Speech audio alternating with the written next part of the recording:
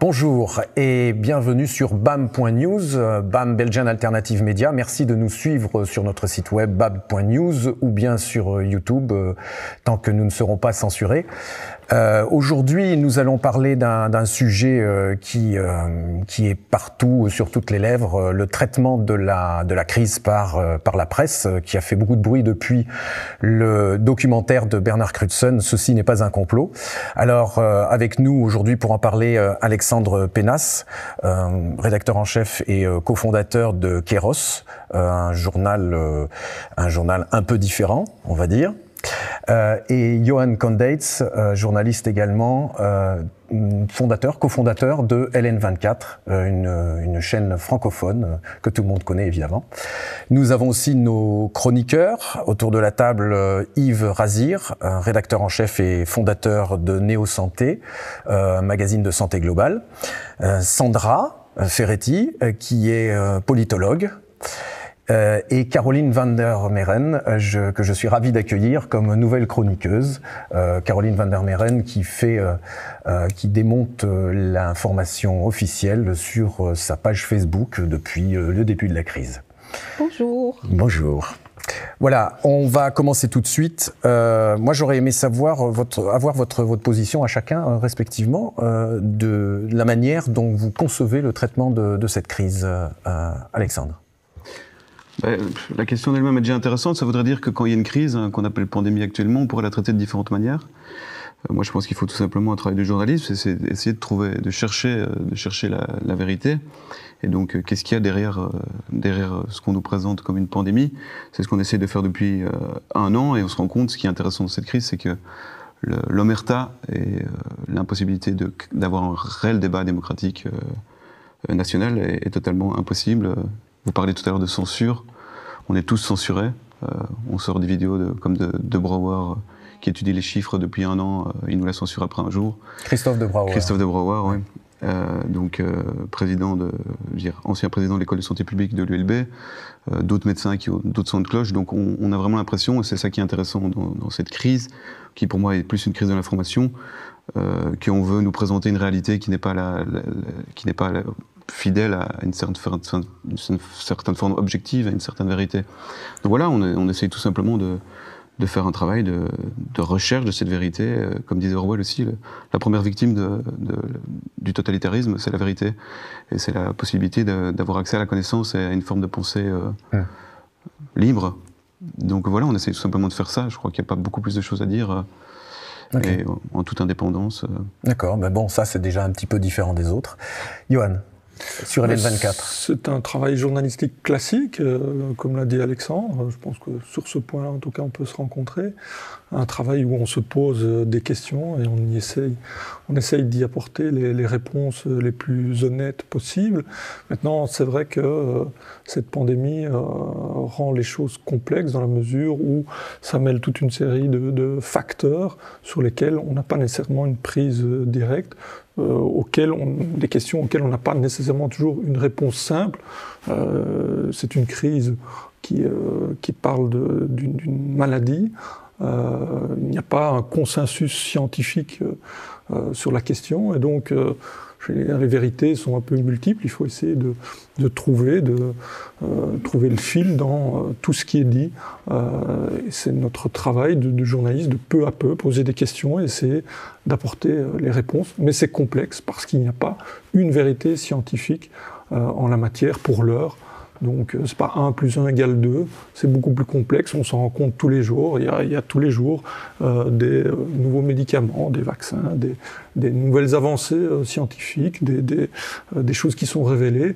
Et ça, c'est ce travail-là qu'il faut faire au quotidien, essayer d'aller dénouer les fils. Je peux juste rebondir, je veux juste préciser que nous, on n'a pas dit qu'il y avait une vérité avec un grand V. La vérité, elle se construit. Par contre, ce qui est présenté de l'autre côté, c'est la vérité avec un grand V. Donc ils ont la vérité, la solution, ça sera le vaccin. Et on ne discute pas de tout ça. Il y a une pandémie, on ne discute pas de tout ça. Il y a des dizaines, des centaines de milliers de morts, on ne discute pas de tout ça.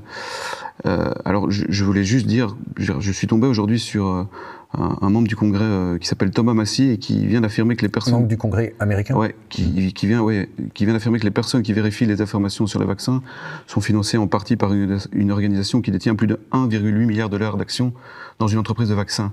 Donc le ministère de la Vérité, j'ai pas précisé, c'est sur Facebook. Donc le fast-checking est fact-checking, excuse-moi, est financé par des gens qui ont des intérêts dans les vaccins. Donc, la vérité, avec un grand V, pour l'instant, c'est du côté des médias mainstream. Et donc, c'est eux qui checkent ce qui va ou pas dans leur sens. Voilà, je tenais juste à préciser. Est-ce que vous vous considérez comme un média mainstream ? Je ne sais pas ce que c'est un média mainstream, sincèrement, non.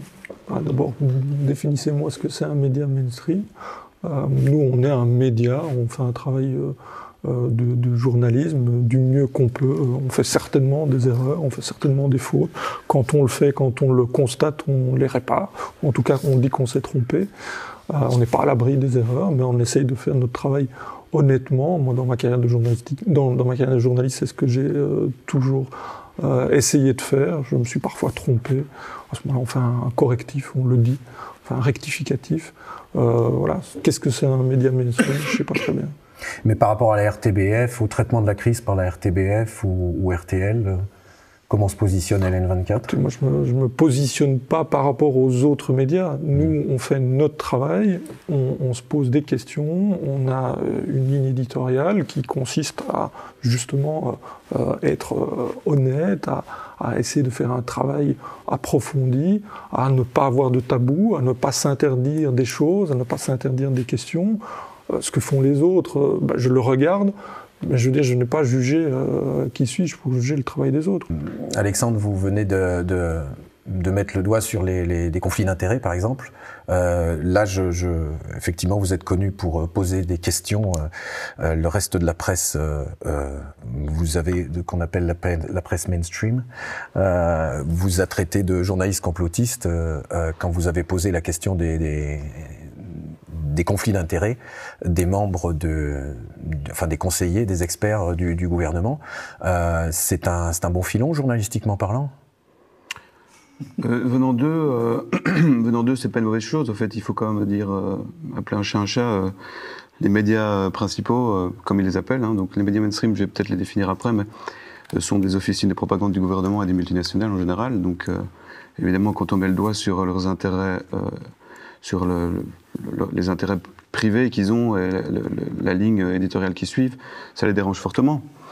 Ils répondent jamais. Quand j'étais dans un débat auquel je n'ai pas participé, mais quand j'étais dans le public et j'ai demandé à l'éditorialiste en chef du soir, Béatrice Delvaux, pourquoi la famille Urbain s'était intéressée, la famille Urbain s'était intéressée à racheter un titre de presse. Elle m'a lancé une histoire, je veux dire, toute faite mais elle m'a pas répondu à la question. Pourquoi les plus richissimes familles, de Belgique achètent des titres de presse? Pourquoi? C'est pas pour défendre les intérêts et le bien commun, c'est tout simplement pour défendre leurs intérêts et vendre leurs idées. Et dire, on pourrait expliquer ça à un enfant de 7 ans, il le comprendrait. Alors c'était expliqué par Chomsky, Herman dans La fabrication du consentement, c'était expliqué par Halimi dans Les nouveaux chiens de garde, le film, le documentaire éponyme de Balbastre, Accardo a fait journaliste précaire, journaliste quotidien, dire, tout ça a été expliqué. Voilà, donc les médias principaux, il faudrait peut-être les définir. Moi je me demandais quand ils me disaient que je ne pouvais pas aller en conférence de presse, parce que pour ceux qui ne savent pas, j'étais interdit pendant 8 mois après ma question à Madame Wilmès. Les médias principaux, c'était les médias au fait qui considéraient comme principaux, tout simplement. Parce que le fait que LN24, et c'est pas du tout pour... j'ai rien contre LN24, mais après 1 an d'existence, soit considéré comme média principal, alors que nous, on a 9 ans d'existence. Donc ils se sont un peu perdus dans leur définition, mais moi je pense que les médias principaux, pour eux, c'est ceux qui restent dans le cadre des questions acceptables et acceptées. En tout cas en conférence de presse. Et quand on n'est pas là-dedans, on casse le spectacle, c'est ce qu'on a fait, on a piqué leur bulle à eux. C'est les termes actuellement, en plus en période Covid. Ils détestent qu'on tienne notre discours et qu'on montre au fait que tout ça c'est du cinéma, quoi. C'est du grand cinéma, c'est Truman Show en version Covid. Sur les conflits d'intérêts, est-ce que vous les gens que vous invitez, vous checkez un peu leur conflit d'intérêts.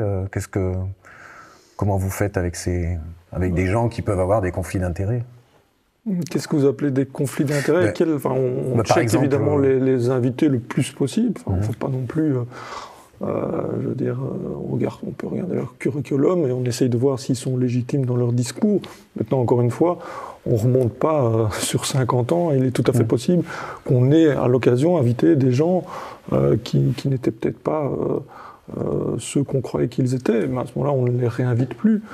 Mais on essaye de faire notre travail le plus honnêtement possible. Parce que par exemple, on a un article, enfin BAM a un article qui montre, on pourrait en faire tous les jours des comme ça, mais on a le président de la fondation AstraZeneca, qui n'est pas mentionné comme président de la fondation AstraZeneca, qui est mentionné comme scientifique ou je ne sais quoi, qui parle du vaccin AstraZeneca, et dont RTL et la RTB n'ont pas mentionné qu'il était président de la fondation AstraZeneca. Donc là, clairement, c'était un conflit d'intérêts qui n'était pas révélé et qui évidemment induit les spectateurs en erreur. C'est pas normal ce genre de choses.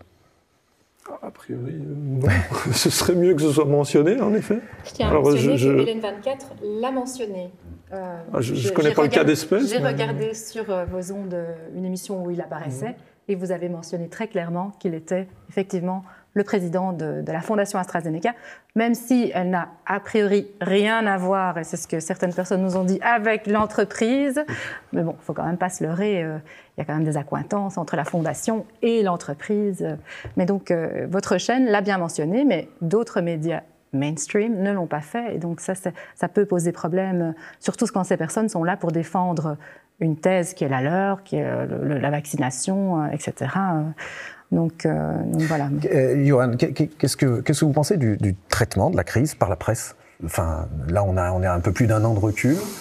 Voilà, je voulais vous demander votre opinion. C'est un traitement. Donc la presse en général. Hein. C'est un traitement complexe, comme je l'ai dit au départ. On est face à une crise sanitaire. Depuis le début, on tâtonne.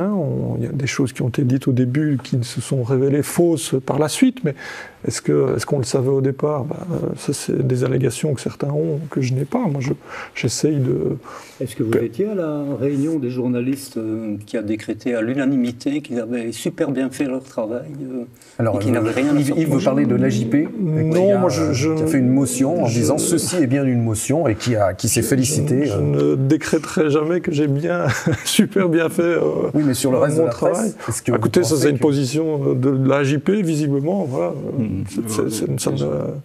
Ça n'engage que l'AJP. L'AJP ne représente qu'eux-mêmes. L'AJP, le conseil de direction de l'AJP, c'est l'RTBF, c'est RTL, c'est la Libre Belgique, c'est le soir, donc ça n'a aucun sens. L'AJP fait partie du problème. L'AJP, il faut le dissoudre et recréer un vrai conseil de journalistes libre.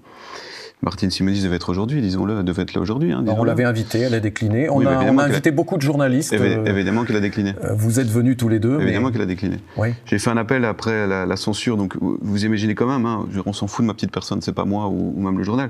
J'ai quand même on fait tout pour que je pose pas une question en conférence de presse. Et puis quand même, donc on fait tout pour que je rentre pas, on fait tout pour que je pose pas une question, et puis finalement on fait tout pour que je la pose à la fin. Et quand je la pose à la fin, on lance un générique de fin. La fois d'après, on coupe mon micro. J'ai envoyé un appel, j'ai envoyé à une mailing list de plus ou moins 1000 journalistes. Il n'y en a pas un qui m'a répondu. Et la JP, j'ai quand même gardé une phrase ici de Martine Simonis, que je salue par ailleurs, qui dit à mon avocate je vous prie de noter également que M. Panas est bien le seul journaliste à qui ce genre d'incident survient. Oui, parce que vous êtes le seul à poser des bonnes questions. Oui, mais c'est la présidente de la JP qui dit ça. Oui, c'est la donc vous imaginez. Vous avez votre carte à la JP? Oui. Oui, donc elle ne défend pas un membre de la JP? Non. D'accord. Elle défend la presse de masse et ils ont des accointances avec les gouvernements et voilà, c'est tout. C'est la JP, un syndicat de journalistes qui défend, de nouveau, on reste dans le cadre, quoi, voilà. Mais moi, à la base, je voudrais ne rien avoir à reprocher à la JP, hein, mais je suis obligé de reprocher des choses parce que c'est des faits, quoi, c'est factuel. Caroline ? Moi, je tiens à signaler que, par exemple, dans le film de Bernard Crutzen, il en parle. Il y a, par exemple, dans la presse, eu un événement unique dans la presse écrite, c'est cette carte blanche de Martin Boyce et Raphaël Lefebvre, qui était une opinion que l'Echo avait accepté de publier. Et puis, dans la journée, il a été supprimé, remis, supprimé, et puis republié. Et en fait, ça n'était plus une opinion, c'était une critique de Marius Gilbert par rapport à l'opinion d'autres scientifiques. Alors il se trouve que j'ai eu l'occasion d'en parler avec Martin Boyce, j'ai eu l'occasion d'en parler avec Marius Gilbert, et dans cette affaire c'est extrêmement gênant parce que en fait c'est difficile de savoir ce qui s'est passé. Toujours est-il que moi j'étais assez choquée dans le sens où j'ai écrit une carte blanche il y a 1 an. Il y a des autres scientifiques qui n'étaient pas d'accord. Qu'est-ce que le VIF a fait ? Il a publié d'autres opinions qui faisaient référence à la mienne. Chacune se parlait et était indépendante, mais chacun gardait son opinion. Et là, le procédé, et Marius Gilbert, dans l'échange que j'ai eu avec lui, reconnaissait qu'il était assez surpris, qu'on lui a demandé d'écrire une réponse par rapport à l'opinion, qui d'ailleurs était bâclée, ce que j'avais dit, et il n'était pas très content que j'ai dit que c'était mal écrit, mais il a reconnu que c'était pas bien écrit. Et ça, c'est une chose qui ne s'est passée à ma connaissance qu'une seule fois, mais qui était assez étonnante, et en même temps, je pense que c'était le timing, là où ça a été publié, était gênant. Oui. Et la position qu'ils exprimaient était gênante, mais c'est le genre de choses, pour moi, qui illustre qu'il y a quand même quelque chose qui ne se passe pas tout à fait selon les règles qui devraient être applicables. Pas de liberté de la presse. C'était quoi le sujet de cette carte blanche, Yves ? Oui, donc c'était une carte blanche d'un mathématicien et d'un statisticien, je crois, qui disait que les courbes épidémiques s'étaient déjà infléchies, ce qu'on appelle le point d'inflexion de la courbe épidémique avait eu lieu avant les mesures... Avant le confinement. Avant les mesures les plus strictes. Ouais. Donc ça, c'était gênant pour le narratif officiel. Ouais. C'était tout à fait dérangeant. Est-ce que je peux me permettre d'interpeller Johan Condeys ? Bon, tu es là pour ça. Il fait très jeune, mais c'est quelqu'un qui a quand même des planches. Je crois que vous êtes un ancien du soir, vous avez quand même un long passé derrière vous. Il y a des gouvernements qui sont tombés pour des broutilles en Belgique. Le Charles Quater, le Bruxelles-Gilvort, les Fourons. Et là, ça fait plus d'1 an qu'on gère cette crise de manière épouvantable ici en Belgique. On est les champions du monde, à peu de choses près, de la mortalité. Tout le monde reconnaît, le professeur, Christophe de Brouwer l'a dit, c'est la gestion la plus calamiteuse d'une crise sanitaire du monde. Et il n'y a pas un éditorialiste, pas un journaliste, qui a dit « mais est-ce que ce gouvernement ne devrait pas démissionner ?» Personne n'a réclamé la tête du gouvernement. C'est quand même dingue. Vous ne trouvez pas ? Alors tout d'abord, je ne sais pas si personne ne l'a réclamé. Je ne serai pas aussi catégorique que vous. À ma connaissance, en tout cas. Je pense que le gouvernement peut et doit être critiqué dans sa gestion, que c'est sain de le faire. Je crois qu'il l'est dans toute une série de médias. Maintenant, est-ce qu'il doit démissionner ? Ça ne m'appartient pas. Je crois qu'on reste dans une démocratie. Voilà, on a voté. Mais là, pour parler du pouvoir des médias... tout à fait, mais le pouvoir des médias, c'est quoi ? Il y a pas un pouvoir des médias. Ce qui me dérange aussi, c'est que les médias ne s'inquiètent pas de la censure. Mais il n'y a pas, monsieur, j'entends, monsieur, si je peux juste me permettre une chose, j'entends ce mot censure ici prononcé à de multiples reprises. À ma connaissance, mais peut-être que je me trompe, en Belgique, la censure n'existe pas dans le droit. Oui, d'accord. Non, mais d'accord, c'est quand même important de le dire, monsieur. Vous expliquer ce que je veux dire. Je vous dis une chose, ça n'existe pas. Alors peut-être que vous allez me prouver le contraire. Dites-le-moi alors si ça existe. Je vais vous expliquer quoi. Mon voisin de gauche, ici, a fait une interview de Christophe de Brouwer, qui est président honoraire de l'école de santé publique de l'ULB. C'est pas n'importe qui, c'est une des plus grandes sommités médicales ici en Belgique. Personne n'a parlé d'ailleurs de ses analyses, peut-être Caroline, les analyses qu'il fait sur Facebook depuis 1 an, où il déconstruit aussi le narratif officiel de cette crise. Bon. Bernard en a parlé, Bernard Crutzen en a parlé dans son film. Moi, j'en ai parlé dans Personne n'en a parlé, il y a déjà des gens qui en parlent. Et Alexandre a fait une interview de Christophe de Brouwer où il dénonce cette gestion calamiteuse de la crise. Cette vidéo a été censurée par YouTube. Vous imaginez ? Censurée par YouTube. Mais oui, YouTube est une firme privée. Oui, d'accord. Il n'existe pas. Mais les journalistes devraient s'inquiéter. Monsieur, c'est important à dire, je pense. Il n'existe pas de censure d'État en Belgique, à ma connaissance, dans le droit belge. Alors peut-être que. Mais dans le droit, mais dans les faits, oui. Mais dans les faits, mais quel fait, monsieur ? On est dans un état de droit. Soit on est dans un état de droit, soit on ne l'est pas. Alors si on ne l'est pas, vous le dites. Mais on n'est pas dans un état de droit. On n'est pas dans un état de droit. Vous n'êtes pas dans un état de droit. Moi, je pense que nous sommes dans un état de droit. Il y en a qui ont plus de droits que d'autres. Mais ça, c'est autre chose, monsieur. C'est pas parce qu'on a certains en plus de droits. Il y a un état de droit. Il y a une justice pour rétablir les choses, pour les corriger, éventuellement. Mais on est dans un état de droit. Quand on interdit de 8 mois pour rentrer en conférence de presse et qu'il faut rentrer avec... Monsieur, vous pouvez aller devant un tribunal pour vous plaindre. Qu'est-ce que vous voulez que je vous dise ? Je n'en sais rien. Mais donc il y a quand même une censure pendant 8 mois. Mais non, il n'y a pas de censure. C'est quoi la censure ? En quoi vous avez été censuré ? Tout le monde a pu voir vos questions lors de... Mais non, vous n'avez pas été censuré, vous avez pu les poser. Mais non, on a lancé un générique de fin quand je posais ma question. Mais non, moi je vous ai entendu vous la poser, votre question. Vous l'avez fait encore récemment. Vous avez été le premier à poser une question. Vous n'avez pas été censuré, oui, j'ai été censuré pendant 8 mois. Arrêtez de remettre en question. Monsieur, je ne remets rien en question. Je vous dis, on vous a entendu. Est-ce qu'on ne vous a pas entendu, monsieur ? Autour de la table, est-ce que vous n'avez pas entendu, monsieur ? Moi, je pense que la question, c'est quelles sont les procédures pour pouvoir avoir accès, en fait, aux chaînes hertziennes, enfin, comme on les appelait. En fait, aujourd'hui, on a l'impression que la seule manière pour un média indépendant, et je vous pose la question aussi, est-ce que vous vous considérez comme un média indépendant, c'est de le faire sur des chaînes privées Internet, finalement, qui sont des GAFA, pour être ensuite censurées. Et c'est peut-être ça la question. Quelle est la procédure pour avoir accès à devenir un média mainstream indépendant, c'est-à-dire média mainstream, pour moi, c'est de masse, un média de masse qui est diffusé sur des grandes chaînes où les gens ont accès en grande partie. De l'argent et des contacts. Voilà. Et donc, quelle est la procédure ? Est-ce que vous considérez avec LN24 comme un média mainstream ou un média indépendant, ou les deux ? Et comment êtes-vous financé, par exemple ? Alors, il y a beaucoup de choses dans votre question. Alors, sur LN24, on se considère comme un média indépendant. J'ai répondu, je ne sais pas très bien ce que c'est mainstream. Moi, je ne me considère pas comme... Financé par Belfus et B6, notamment. Si je peux répondre. Oui. Donc, je ne me considère pas comme un média, nous ne nous considérons pas comme un média mainstream. Alors, pour répondre sur notre financement, LN24 est une chaîne qui a été fondée par 3 personnes à la base. Nous avons levé des fonds, nous avons été chercher de l'argent auprès, en effet, de Belfus, de B6, de Daoust Intérim et d'Icewatch. Nous avons nous-mêmes, fondateurs, mis de l'argent, et il y a une différence, je pense, essentielle à faire, après je peux expliquer le fonctionnement d'un média, entre son actionnariat et la rédaction, ou les rédactions, parce qu'il y a des groupes de presse qui ont plusieurs rédactions. Ce n'est pas parce qu'il y a de l'argent, il y a des actionnaires qui sont des actionnaires lambda, qui peuvent être des actionnaires publics ou des actionnaires privés, que nécessairement ils influencent la rédaction. Là, il doit y avoir des mécanismes qui doivent être mis en place pour bien différencier les deux. C'est le cas chez LN24.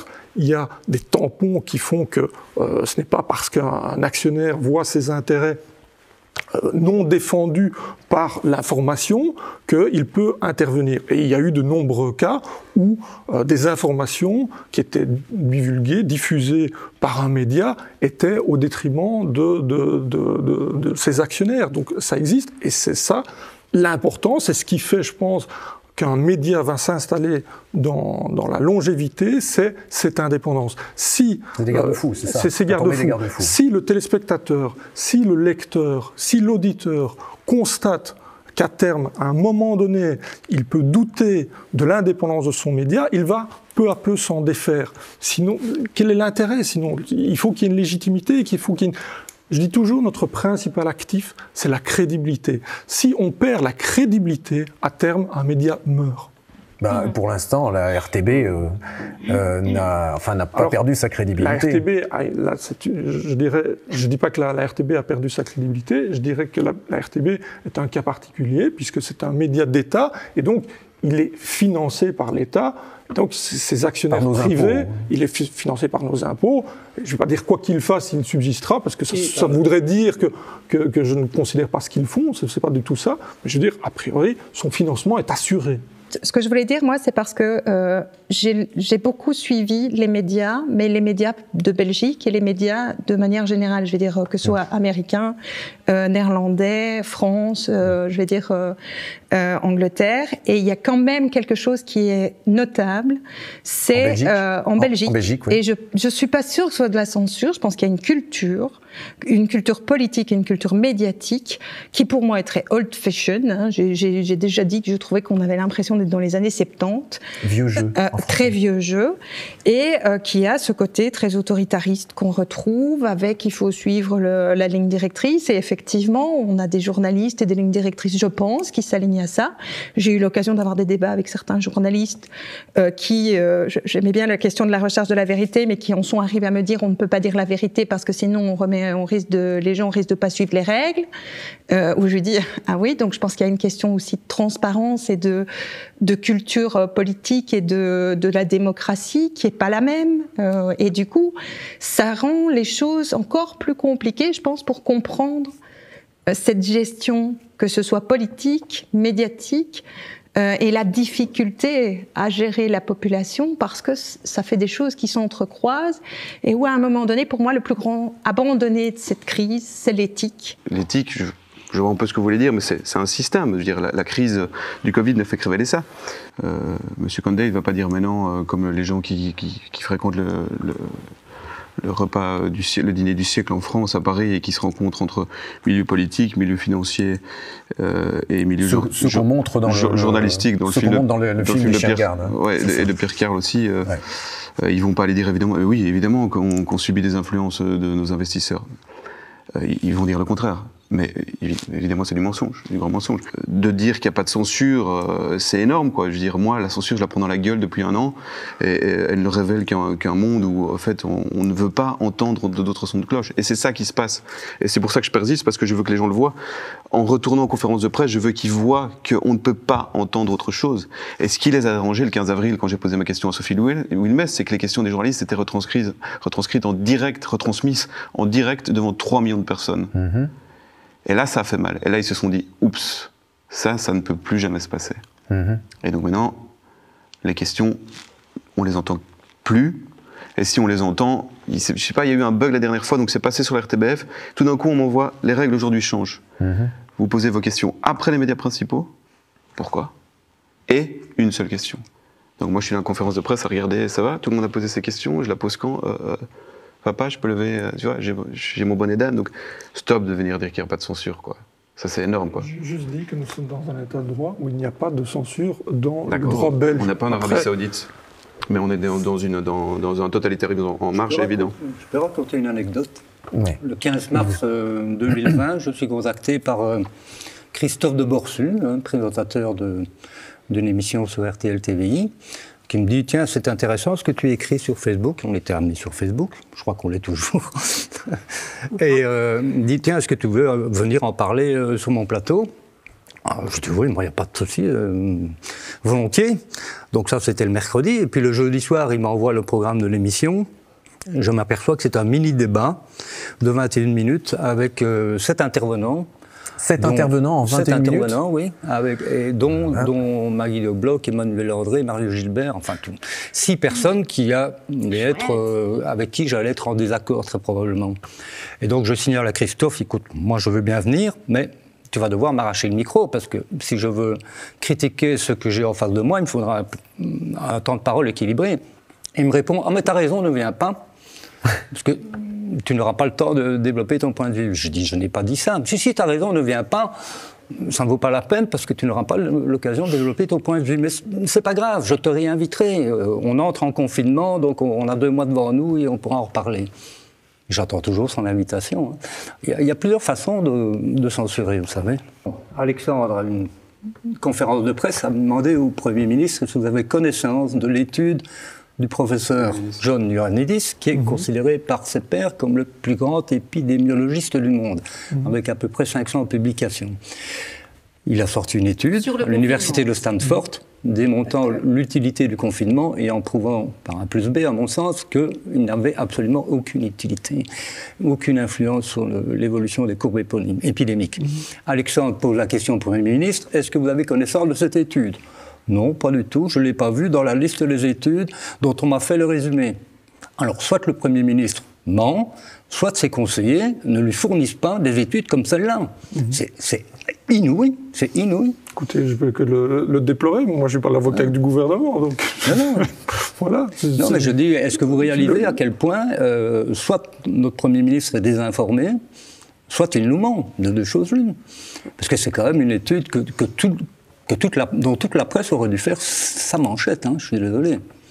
Écoutez, ça c'est vous qui le dites, je n'en sais rien, je ne connais pas l'étude. Ce n'est qu'une étude parmi d'autres. Moi, je vais parler d'un document d'un institut de recherche américain. Ils vont pointer 34 études scientifiques qui montrent l'inutilité du confinement. Quelle est la presse en Belgique? Quel est le journal? Quelle est la télé en Belgique qui en a parlé? Personne.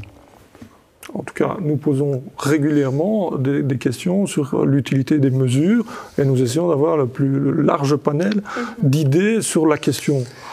Maintenant, je ne sais pas si vous on avez a... une vue assez étroite de la largesse, à mon sens. Ah bah ça, c'est vous. Ça, c'est une allégation qui n'engage que vous, monsieur. Sincèrement, je pense que c'est une allégation qui n'engage que vous. Je ne pense pas que ce soit le cas. Sincèrement, nous essayons d'avoir une largesse d'intervenants et d'idées pour justement alimenter le débat. Pilori, parce que LN24 est la seule chaîne, à mon sens, qui a un peu tiré son épingle du jeu et qui a fait un peu différemment des autres. Mais bon, comme vos confrères n'ont pas osé venir, finalement, et n'aiment pas débattre, parce que le débat contradictoire, il a complètement disparu depuis un an. Je suis pour le débat contradictoire, c'est pour ça que je suis ici, avec grand plaisir. S'il y a une chose que vous regrettez et que vous auriez faite différemment? Oula, c'est une question difficile, parce qu'il faut que j'essaie de me remémorer quelque chose qui une chose importante, où vous vous dites, quand même, on est passé à côté. Comment vous pourriez traiter la crise d'une meilleure façon ou apporter plus de vérité, plus d'informations pour que les gens, aient une autre idée peut-être, parce qu'on n'a pas encore parlé de la peur, mais bon, on accuse quand même les médias d'avoir entretenu la peur. Enfin, certains les accusent, les médias, de nombreux médias s'en récusent, donc... Sincèrement, je ne sais pas comme ça ce qu'on aurait pu faire différemment. Je suis sûr que si on fait l'analyse a posteriori, il y a des choses qu'on a certainement très mal faites et si j'avais l'occasion de les réparer, on changerait peut-être les choses. Comme ça, je suis incapable de vous dire quoi précisément, très sincèrement. Maintenant, je pense que s'il y a une chose qu'on souhaiterait, c'est toujours avoir plus de moyens pour essayer d'aller chercher toujours plus loin dans l'information, parce que bon, c'est un des grands soucis de l'information, c'est que l'information, ça coûte extrêmement cher, je veux dire, pour avoir de la compétence, pour avoir du temps, pour aller fouiller le plus loin possible. Donc ça, c'est le nerf de la guerre. Donc voilà, avoir encore plus de moyens, ce serait fantastique. Mais bon, ça a des limites, évidemment. Donc si on pouvait avoir plus de moyens, ce serait fantastique. Moi, j'ai une petite question. Oui. Dans le traitement, parce que je pense que LN24 est la première, et si pas la seule chaîne, à avoir commencé à présenter le taux de positivité dans les indicateurs, ce que les autres ne font pas. Et moi, je me demande, est-ce que... Parce qu'effectivement, la complexité scientifique et la compréhension de toutes ces données est difficile. Est-ce que vous faites appel à des gens pour aider justement les journalistes, je veux dire, qui sont plus habitués à relater l'information générale, à pouvoir décrypter justement et pouvoir au cours des mois mieux saisir les subtilités dans certaines choses? Alors non, parce qu'on n'a pas les moyens de s'équiper, entre guillemets, d'experts ou de consultants qui viendraient nous aider à mieux déchiffrer les choses. Ça, nous n'en avons pas les moyens. Maintenant, on est comme tout le monde. On apprend et au fur et à mesure, par essai-erreur, par tâtonnement. Il y a des choses dont on se rend compte, qu'on corrige au fur et à mesure, et y compris les journalistes chez nous. Je veux dire, les gens qui se sont jetés dans le bain du coronavirus, si je puis dire, ou du traitement de l'information concernant le coronavirus, je suis sûr que c'est mon cas aussi, n'avait pas une once de début, de commencement, de connaissances en épidémiologie. Maintenant, 1 an plus tard, je suis sûr qu'il y a parmi nos journalistes, il y en a plusieurs qui ont appris sur le tas et sont déjà beaucoup moins ignares qu'ils pouvaient l'être à l'époque, moi compris. Donc on apprend évidemment au fur et à mesure, on découvre, on s'interroge et c'est ces tâtonnements qui font que on évolue. Maintenant, on est encore certainement loin d'être des spécialistes, mais on évolue, quoi. Merci. Alexandre ? Je veux juste dire que le journalisme coûte, c'est clair, mais il ne faut pas non plus justifier les choix éditoriaux d'un point de vue financier, parce qu'on peut très bien, avec le même argent, inviter d'autres gens. Dire, nous, on a jamais justifié. Non, mais on pourrait très bien voir des émissions. Pensons par exemple à RTL, ils ont un paquet d'argent, quoi. C'est médiocre ce qu'ils font. Johan, il y a quand même des gens qui sont payés pour répondre aux journalistes, financés par des industries qui ont beaucoup d'argent, et ceux-là, ils sont tout à fait disponibles pour ces journalistes. C'est deux choses différentes. Il y a des gens qui travaillent pour de l'industrie. Bon. Quand vous avez pris l'exemple au début de cette émission de la fondation AstraZeneca, c'est notre job de savoir à qui on s'adresse. Donc quand on s'adresse à quelqu'un qui est payé par l'industrie pharmaceutique, on sait qu'elle est payée par l'industrie pharmaceutique. Qu'est-ce que ça veut dire ? Ça veut tout simplement dire qu'elle peut ou pas, j'insiste sur les 2 points, être influencée par la personne ou par l'institution qui la paye. Il y a des gens qui sont payés par l'État et qui sont critiques vis-à-vis de l'État. Et il y a des gens qui sont payés par l'État qui ne le sont pas. Comme il y a des gens qui sont payés par l'industrie pharmaceutique qui sont aux ordres des gens qui les payent, et d'autres qui sont un peu plus indépendants, ou voire totalement indépendants. Et parfois qu'on paye pour être indépendant. Donc, simplement, il faut être transparent. C'était toute la remarque que vous avez fait au début. Il faut être transparent dans l'énoncé qu'on fait des gens. Si on interviewe quelqu'un qui vient de l'industrie pharmaceutique, on le dit. Et ça dit aussi à ceux qui le regardent, attention, voilà, cette personne est mandatée par AstraZeneca, par Pfizer, par je ne sais quelle firme. Mais quelquefois, on ne le sait pas. Ils ont tellement de casquettes parfois aussi. Ça, c'est justement, ça fait partie d'un travail journalistique, d'essayer de bien vérifier. Vous l'avez posé au début, cette question, de savoir à qui on s'adresse. Mais le travail journalistique, c'est un travail dans l'urgence, souvent. Alors parfois... Donc ça veut dire que quand quelqu'un répond, on est bien content, mais, je veux dire, j'en fais l'expérience, mais tous les journalistes font cette expérience. On appelle, et quand on a une réponse, on est bien content. Mais cette réponse, on ne peut pas toujours savoir d'où elle vient, je vais dire, jusqu'au bout. C'est là la question des conflits d'intérêts. C'était votre question au départ. Ouais. Je vous ai répondu dès le départ. On essaye d'analyser, de voir à qui on s'adresse, évidemment, pour ne pas donner la parole à n'importe qui, dans n'importe quel contexte et à n'importe quel prix. Donc, c'est notre travail. Alors, je l'ai dit, on ne fait peut-être pas une analyse sur 50 ans. On essaye de voir qui sont les personnes les plus légitimes, les plus compétentes, qui ils représentent, quel pouvoir, quel lobby, etc. Et on essaye d'être transparent par rapport à ça. Qu'il y ait des gens qui passent, entre guillemets, à travers les mailles de ce filet journalistique, certainement, évidemment, ça arrivera toujours. Le but, c'est de rectifier le plus possible et de ne pas commettre ces erreurs et de les rectifier si on les commet. C'est un peu du storytelling. La plupart du temps, ils vont chercher les gens qui disent ce qu'ils ont envie d'entendre. Encore une petite question. Vous parliez du fait qu'il n'y avait pas de questions taboues sur votre chaîne. Est-ce que vous vous rendez compte aujourd'hui que parler des traitements, par exemple, ça devient un thème complotiste par excellence? Le traitement du Covid, hein? Traitement du Covid, pas de traitement d'information, donc le traitement du Covid.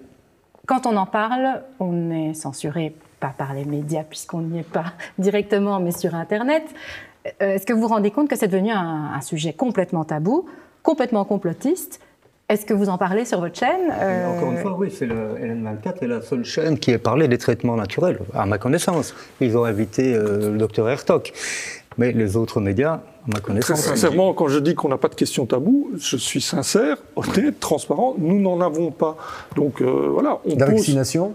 Mais, quelle question? En quoi on serait tabou sur la vaccination? Parce que dès qu'on ose remettre en question le plan de vaccination du gouvernement, on est complotiste, anti-vax, on se fait censurer. Nous avons été censurés sur YouTube parce qu'on a parlé de la vaccination dans une émission. Moi, j'ai été invité 4 fois. pour parler, entre autres, des vaccins, avec dans les commentaires par les auditeurs, certains qui disaient que j'étais anti-vaccin, mais j'ai quand même été réinvitée. Donc, vous avez la preuve vivante que nous n'avons pas de questions taboues et que nous ne faisons pas il n'y a pas de censure, a priori, sur LN24. On traite les questions, y compris les questions de la pertinence ou non des vaccins.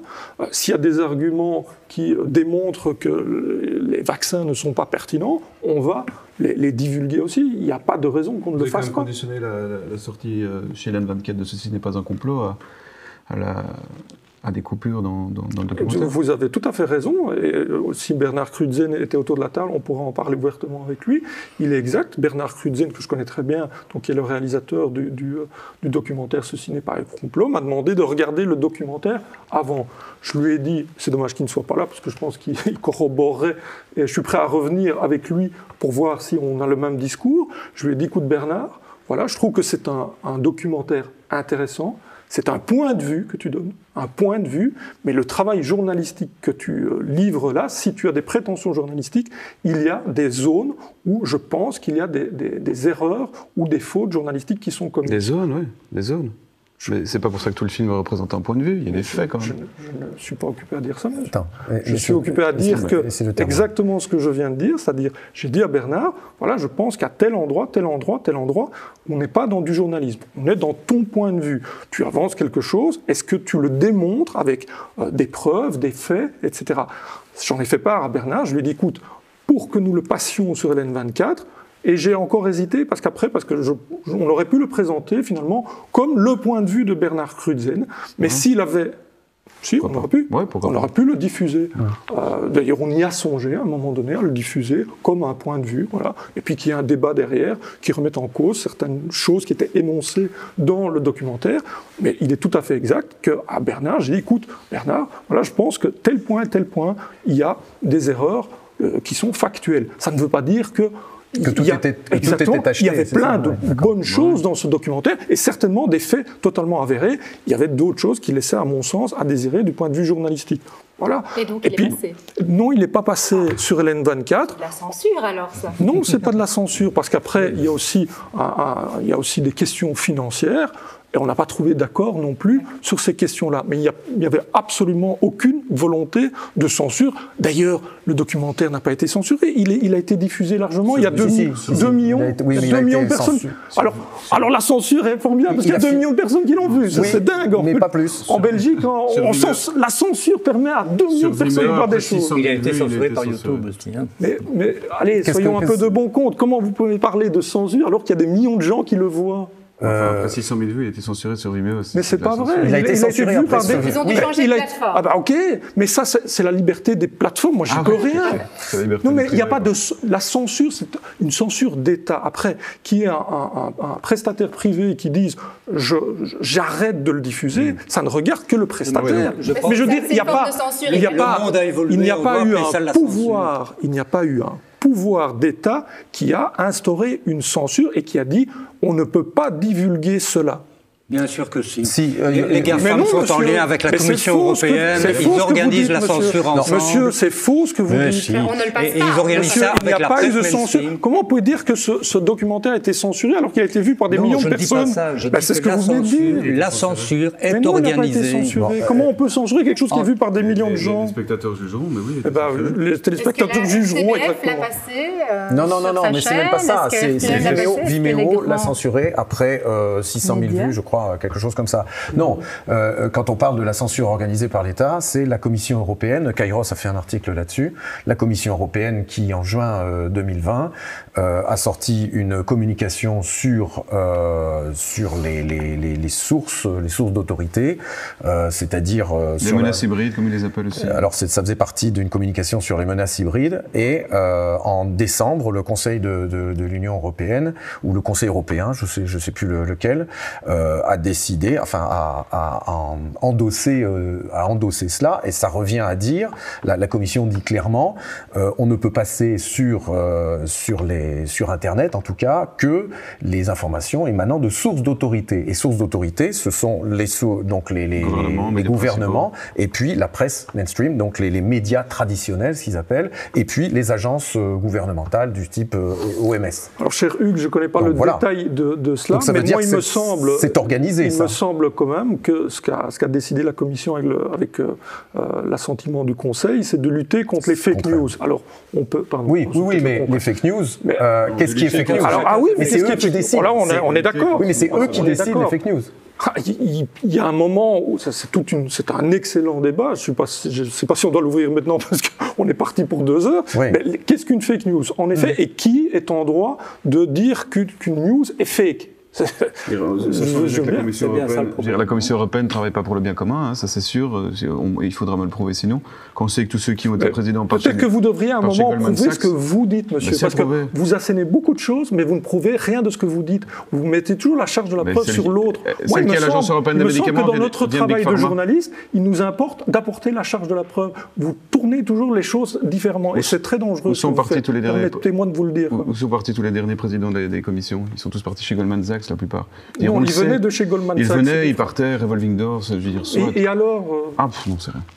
Mais non, mais vous sortez des choses qui sont des allégations. On est dans et des vous en tirez des conclusions. Monsieur Condé, c'est par exemple au CERF de Wallonie. Pour nous expliquer. Mais je suis dans tous les cercles d'affaires, monsieur, c'est mon métier. Je vais partout.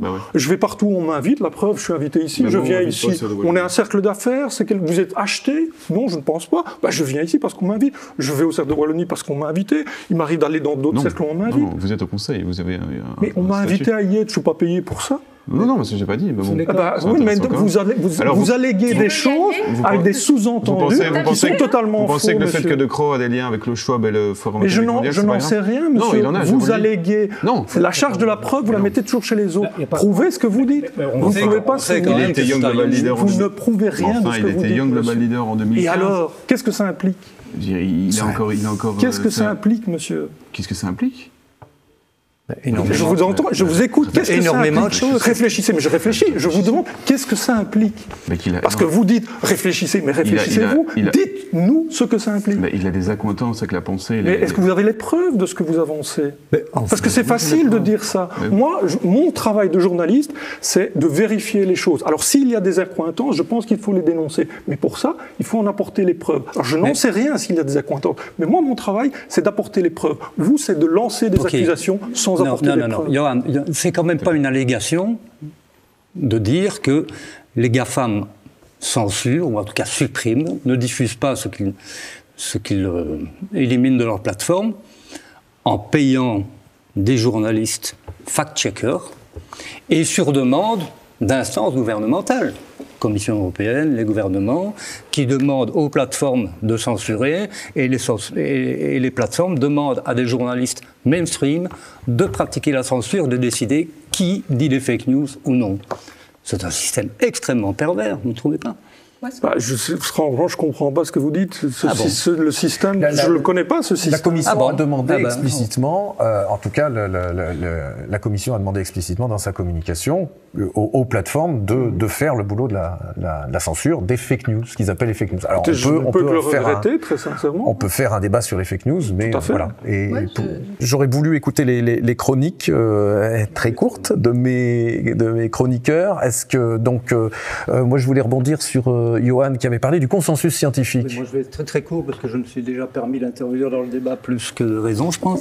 Je vais rebondir sur ce que Johan disait. Il disait il n'y a pas de consensus scientifique. Vous l'avez dit sur le livre. Pourtant, le consensus scientifique, c'est quelque chose qu'on nous sert à toutes les sauces depuis 1 an et demi. On nous dit il y a un consensus scientifique sur le fait que ce virus est naturel et pas artificiel. Il y a un consensus scientifique sur le fait que ce virus est très dangereux. Il y a un consensus scientifique pour nous dire que le vaccin est la seule porte de sortie. Il y a un consensus... Enfin, on nous le sert depuis 1 an à toutes les sauces, ce consensus scientifique. Or, Caroline pourra, à mon avis, abonder, le consensus scientifique, c'est un oxymore, le consensus scientifique. C'est contradictoire. La science, c'est le débat, c'est le doute, c'est la controverse, le professeur Didier Raoult, dont j'ai amené ici un livre qui date de 2016, je ne sais pas si on peut le monter à la caméra, ça s'appelle « Arrêtons d'avoir peur ». Je suppose que vous le connaissez un peu, le professeur Didier Raoult, quand tu lui as demandé « mais qu'est-ce que c'est ? Qu'est-ce que c'est le consensus scientifique ?» Il a répondu « c'est Pétain ». C'est très fort comme formule, mais en même temps, il dit le consensus scientifique. Il aime bien les formules. Oui, il aime bien les formules. Il a dit aussi, si vous mettez 10 scientifiques dans une pièce en leur demandant de débattre d'un sujet, et s'il y en a 9 qui sont d'accord entre eux, ce ne sont pas des scientifiques. Moi, je trouve ça... Ils sont tous d'accord, et c'est qu'il y a des faits ou il n'y a pas de faits. Et donc, le consensus scientifique en science, ça n'a pas de sens. On est d'accord. Ça n'a pas de sens. Caroline. Qu'est-ce que moi je peux dire ? Rapidement. Rapidement. Alors, je vais peut-être lire, j'ai retrouvé une publication que j'avais faite le 9 juillet et qui fait, je pense que ça résume assez bien ce qui se passe depuis un an chez tout le monde. Et je dis, pour moi, on fait face à une conscientisation, c'est-à-dire avec un nouveau mot, c'est-à-dire qu'on assiste en fait à une situation où on inonde les personnes d'informations qui sont pseudo-scientifiques, biaisées, sorties du contexte, pas comprises, et qui donnent une illusion de réalité et de pédagogie, mais où finalement il n'y a pas une compréhension profonde, et du coup ça ouvre la porte à des interprétations et à des décisions qui peuvent être biaisées. Et moi j'aurais envie de dire, je dis c'est dommage parce que c'est pour ça que je parlais de la formation des gens, c'est que ça s'oppose à la conscientisation, dont la définition dans le dictionnaire c'est une méthode pédagogique par laquelle l'éducateur prend comme support de son enseignement la réalité matérielle et sociale environnant le sujet, de façon à l'impliquer et à le motiver le mieux possible pour son apprentissage, donc où l'objectif est vraiment d'essayer d'aider à comprendre. Donc on éduque. Donc on éduque.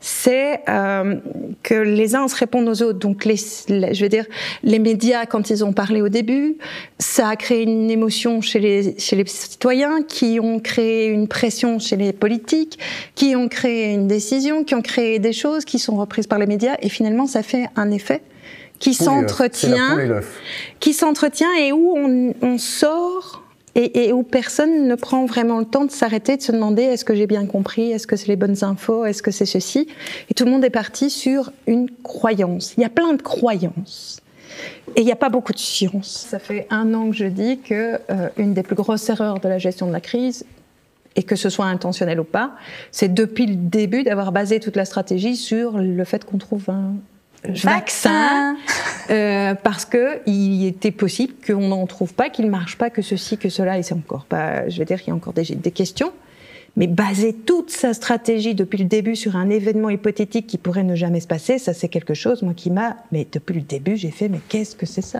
Merci, c'est parfait.